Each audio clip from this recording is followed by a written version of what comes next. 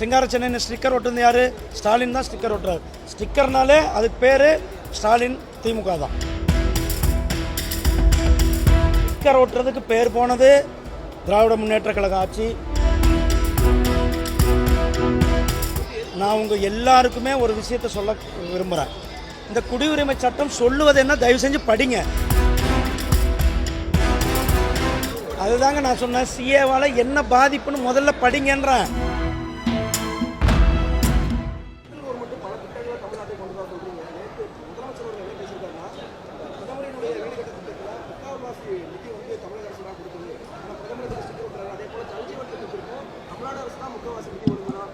Sticker ஒட்டுறதுக்கு பேர் போனது திராவிட முன்னேற்ற கழக ஆட்சி. பிரதமர் அவர்களுடைய அனைவருக்கும் வீடு கட்டும் திட்டத்தில் 2,70,000 ரூபாய் நேரடியாக பயனாளி அக்கௌண்ட்டுக்கு கொடுக்குறோம். அதுக்கு மேலே பயனாளி அவருக்கு விருப்பப்பட்டால் அவர்கள் கட்டிக்கொள்கிறார். அதே மாதிரி ஜல்ஜீவன் திட்டத்தின் 22 கோடி பேருக்கு இந்தியா முழுவதும் வீட்டு கனெக்ஷன் கொடுத்துருக்கிறது. இங்கேயும் நம்ம கொடுத்துருக்குறோம்.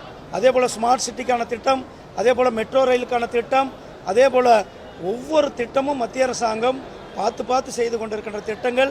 ஸ்மார்ட் சிட்டி என்னது? சிங்கார சென்னைன்னு ஸ்டிக்கர் ஒட்டி வச்சிருக்கிறாரு, அப்படி தானே?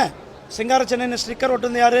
ஸ்டாலின் தான் ஸ்டிக்கர் ஒட்டுறாரு. ஸ்டிக்கர்னாலே அதுக்கு பேர் ஸ்டாலின் திமுக தான். சார், குடியுரிமை திருத்த சட்டம் நேற்று அமலுக்கு வந்திருக்குது. தமிழகம் நாங்கள் அமல்படுத்த மாட்டோம்னு சொல்கிறாங்க, கடுமையாக விமர்சனம் பண்ணுறாங்க.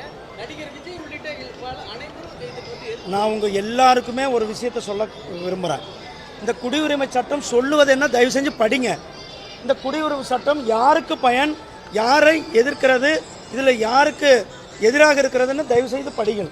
இந்த குடியுரிமை சட்டம் ரொம்ப தெளிவாக, அதாவது பாகிஸ்தானில், ஆப்கானிஸ்தானில், வங்கதேசத்திலிருந்து அங்கே சிறுபான்மையினராக இருக்கப்பட்டு அங்கே அவர்களால் வாழ முடியாத சூழ்நிலையில் இந்தியாவில் அடைக்கலம் பூந்து 2014க்கு முன்னால் இருந்தவர்கள், அவர்களுக்கு குடியுரிமை கொடுக்குறோம்.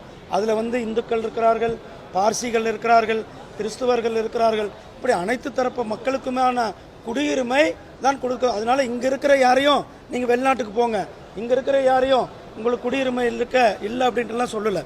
அங்கே வாழ முடியாத சூழ்நிலையில் இங்கே வந்திருக்கிறவர்களுக்கு குடியுரிமை கொடுக்கப்படுகிறது.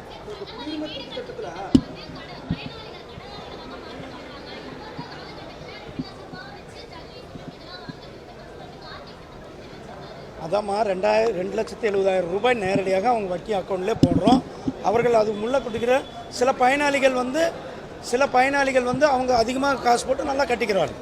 நன்றி. பேங்க் லோன் தேவைப்பட்டால் பேங்க் லோனும் கொடுக்கும். நன்றி. சாமானிய மக்களும் பயன்படுறாங்க. அதனால தானே வந்தே பாரத் ரயில் 2வது ரயில் நம்ம கொடுத்துருக்குறோம்.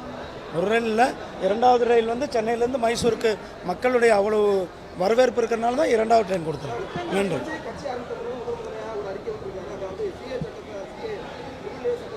அதுதாங்க நான் சொன்னேன், சிஏவால் என்ன பாதிப்புன்னு முதல்ல படிங்கன்றேன். ஏங்க எல்லாருக்கும் தானேங்க பொருந்தோம்.